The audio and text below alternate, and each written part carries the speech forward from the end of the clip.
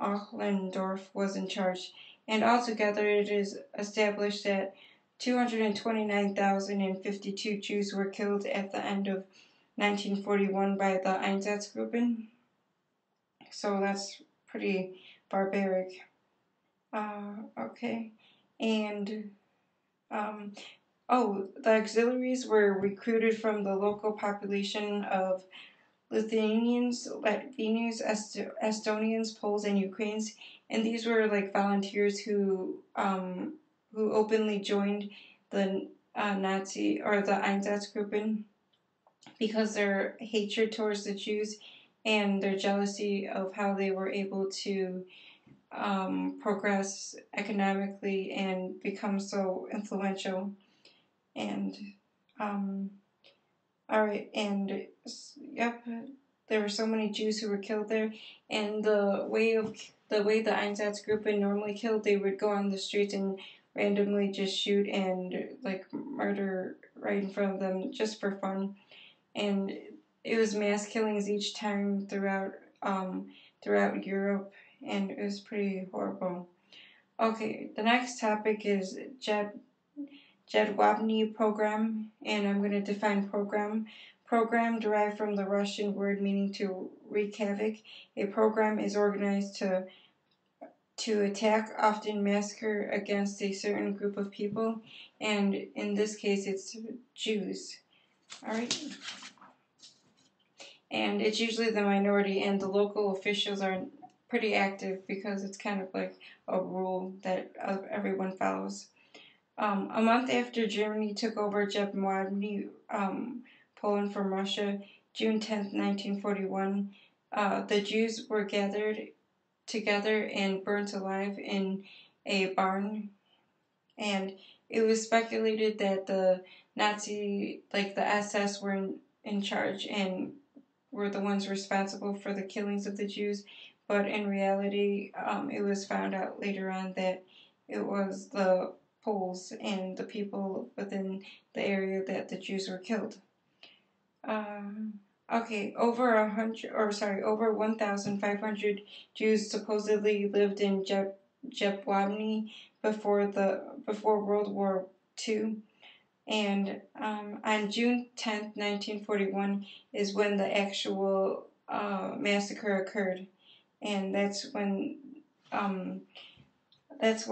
some people who were that's when some Poles by the name of Mayer Karolek, Zygmunt Landowski, Karl Barton, and Staszek Shigleviuk, and those were the people who were responsible for locking and guarding the doors of the barn so the Jews couldn't escape, and that was pretty horrendous. So, but several eyewitnesses stated that the Poles would, or the Polish individuals would, like, just kill for no reason, though. On one occasion, there was a little girl who was trying to escape, and she was, like, hiding in a chicken coop. And one of the Polish individuals grabbed the little girl and threw her in the fire, like, as if she was a piece of log. And that was pretty shocking. The funny thing is that it was assumed that the Nazi Party was responsible, and it wasn't until recently that it was discovered that it was solely Poles. And even the Nazis tried to intervene, stating that they needed Jews who were shoemakers or who had certain professions, and because they needed them for work. And the Poles said none of them should escape here because we don't want any of them to, like, be involved in our life, so they denied them that, and it was just shocking because I didn't think that it was, I knew that it was because the area where they lived in was reeked in anti-Semitism, so it was what they grew up in, or grew up with, so that was pretty horrendous, to say the least. Okay, and, alright. Okay, and Baba Yar, which is, it's like, Baba Yar is in Kiev, and that's in Poland, or nope, it's in the Soviet Union, so it's in Russia. And okay, after the Nazi takeover on June 22nd, 1941, the Nazis pushed eastward and towards the city of Kiev, and that was on September 19th. And because of the Soviets, the Russians within the Soviet Union didn't know whether to be happy that the Nazis invaded or unhappy, because some people were happy because they thought that Stalin would be taken down and they'd be helped out. But it turns out that their main purpose was to just rule and conquer. But like within um, okay, within like only a few days after the Kiev was invaded, there was a huge explosion that disrupted Germany, or the German soldiers, and it was right in one of their headquarters. So that they were really concerned and frightened for their death, or frightened for their life. Sorry, and so that the bombing occurred around 4 o'clock that day, and there were several bombings like 4 days after that. There was continual bombing, and the Nazis blamed the Jews for that, and so that's when they decided to um, put up a notice stating that. Okay, here's the notice word by word. It says all Jews living in the city of Kiev and its vicinity are to report by 8 o'clock on the morning of Monday, September 29th, 1941, at the corner of Minkovsky and Dontorov streets near the cemetery. They are to take with them documents, money, valuables, as well as warm clothes, underwear, etc. Any flats evacuated by Jews are... Okay, sorry.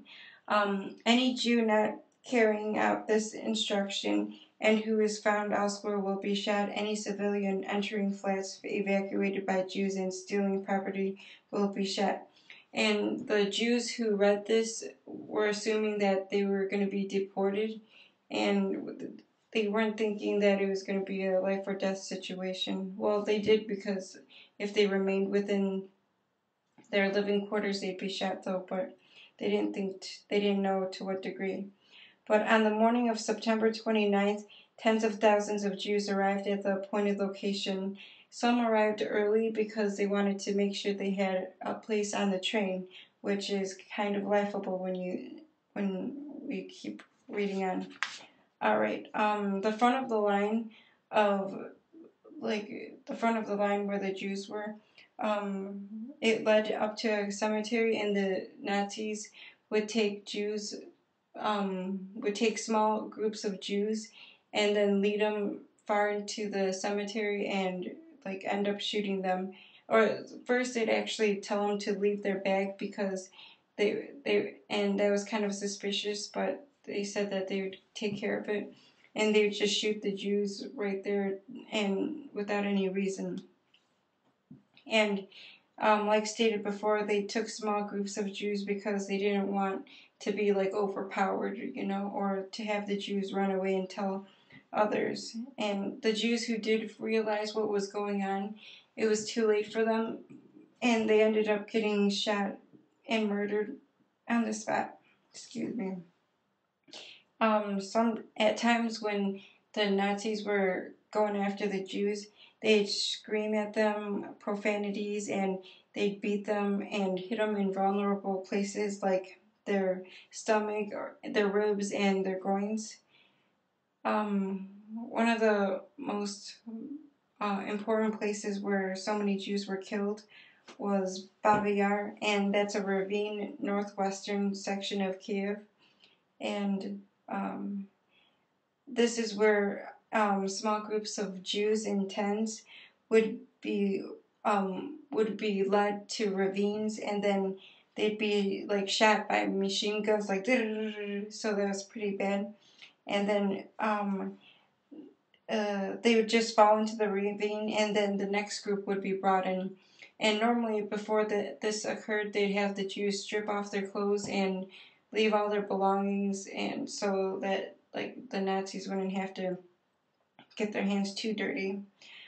According to Einsatzgruppen report, 101 okay, 101,033. Okay, there was a lot of Jews who were killed at Baba Yar on September 29th and 30th, but that was not the end of the killing there. More victims. Gypsies were also killed along Baba Yar, and patients of the Pavlik psychiatric hospitals were gassed within the hospitals, and then their bodies were disposed at the ravine. And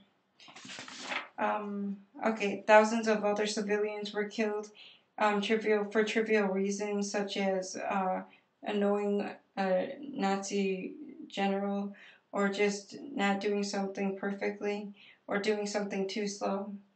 The killing continued for months on end, and it is estimated that 100,000 Jews or 100,000 people were murdered there. Well, but there's probably more. In the mid 1943, the Germans were to retreat due to the Red Army advancing, and so what they needed to do was to hide all the evidence that they've had, that hide all the evidence that show that they did wrong by the Jews. So they needed to get rid of the bodies in the ravine somehow.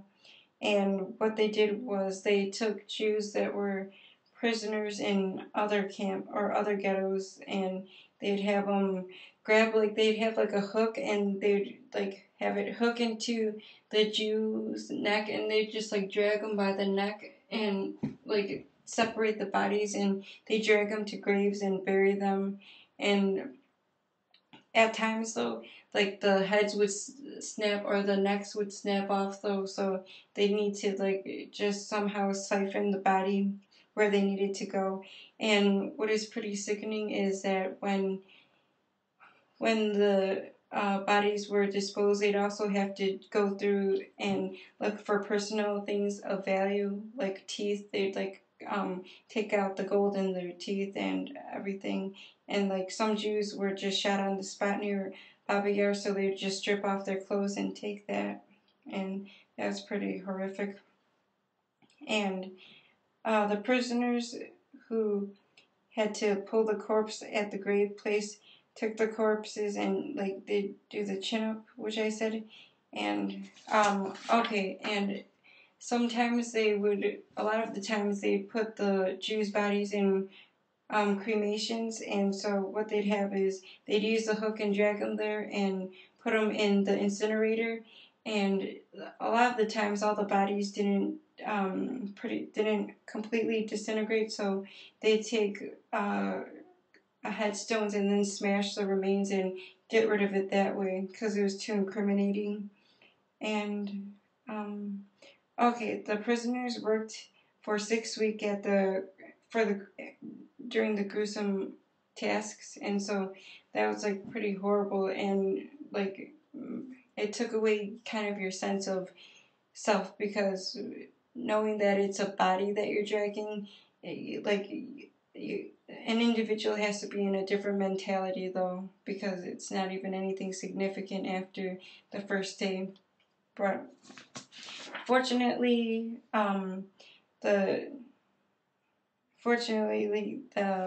Baba Yar, it was discovered what had happened, and people were caught and then sent, like either executed or sent away. And this is the closing of my presentation, and I wanted to say thank you very much for taking the time to watch this. If you watched it all the way through, if not, well, thank you anyways. And I really enjoyed having you as my teacher, and I learned a lot from your class. Barbara and I always had interesting conversations. We worked together a lot, and thank you again for your time. And I hope to be taking more classes from you in the future. All right. Have a good evening. Thank you. Bye.